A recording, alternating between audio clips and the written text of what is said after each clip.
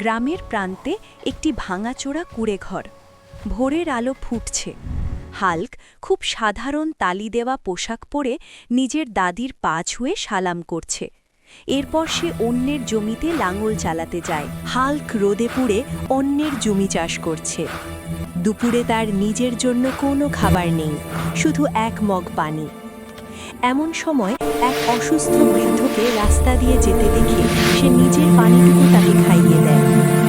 Hulk নিজের পেটে খিদে নিয়ে অন্যের মুখে হাসি ফোটায়। দিন শেষে সে সামান্য যা পায় তা দিয়েই কোনো মতে দাদি আর তার দিন চলে। অভাব তাকে ভাঙতে পারলেও তার নীতিকে টলাতে পারেনি। সবুজে ঘেরা এক ছোট গ্রাম। সেখানে বাস করে এক যুবক যার নাম হাল্ক। হাল্ক দেখতে যেমন শক্তিশালী, মনেও তার অগাধ দয়া। তার পরিবারে আছে শুধু তার বৃদ্ধা দাদি।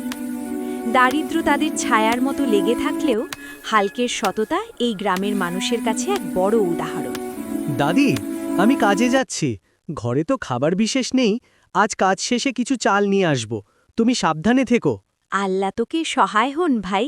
সৎ পথে থাকিস, অন্যায়ের কাছে মাথা নত করিস না কখনো।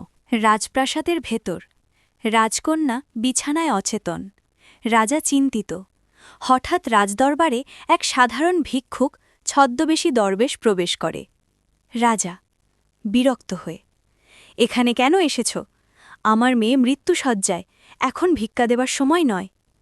দরবেশ, মহারাজ, আমি ভিক্ষা নয়, আপনার মনুষ্যত্ব দেখতে এসেছিলাম। আমি সাধারণ ফকির নই, আমি দরবেশ।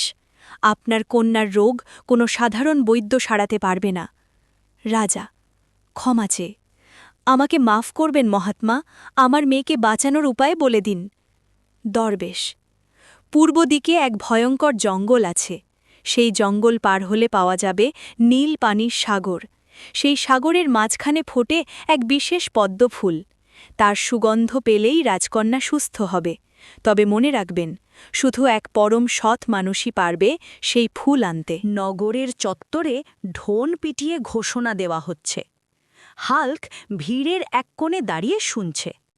ঘোষণা: সৈন্য, শোনেন রাজ্যবাসী, যিনি পূর্বের জঙ্গল থেকে মায়াবী পদ্মফুল এনে রাজকন্যাকে সুস্থ করতে পারবেন, রাজামশাই তার সাথে রাজকন্যার বিয়ে দেবেন এবং অর্ধেক রাজত্ব উপহার দেবেন।